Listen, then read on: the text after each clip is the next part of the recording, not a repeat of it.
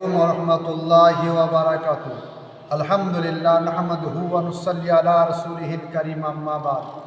আল্লাহর নবী হযরত ইব্রাহিম আলাইহিস সালাতু ওয়াস সালামকে আল্লাহ রাব্বুল আলামিন কত বড় বড় পরীক্ষা করেছেন, কিন্তু আল্লাহর নবী ইব্রাহিম আলাইহিস সালাতু ওয়াস সালাম পরীক্ষাতে পাস করেছেন। অগ্নিকুণ্ড থেকে নিয়ে এবং হযরতে ইব্রাহিম আলাইহিস সালাতু ওয়াস সালাম আল্লাহ রাব্বুল আলামিন তাকে বললেন, স্বপ্নে দেখিয়ে দিলেন যে তোমার সব থেকে মহব্বতের জিনিসকে কুরবানি করো। হযরত ইব্রাহিম আলাইহিস সালাতু ওয়াস সালাম মনে মনে চিন্তা করলাম, ওই সময় সব থেকে মহব্বতের জিনিস ছিল ইসমাইল আলাইহিস সালাতু ওয়াস সালাম।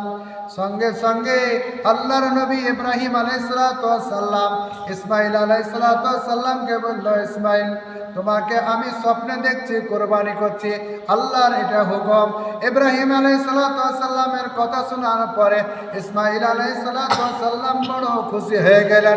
হওয়ার পরে বলছেন, আব্বা জান, আপনি যেই জিনিস কারা দেখেছেন আপনি করুন, কোনো অসুবিধা নাই। কারণ আল্লাহ রাব্বুল আলামিন লক্ষ লক্ষ মানুষ থাকার পরে, লক্ষ লক্ষ বাচ্চা থাকার পরে আল্লাহ রাব্বুল আলামিন আমাকে পছন্দ করেছে, মানে আমার বড় নসিব, আমার বড় ভাগ্য ভালো।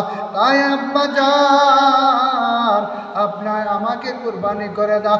আল্লাহর নবী ইব্রাহিম আলাইহিস সালাতু ওয়াস সালাম নিজের সন্তানকে নিয়ে ওই মিনাতে চলে গেলেন কুরবানি করতে। বলেন সুবহানাল্লাহ।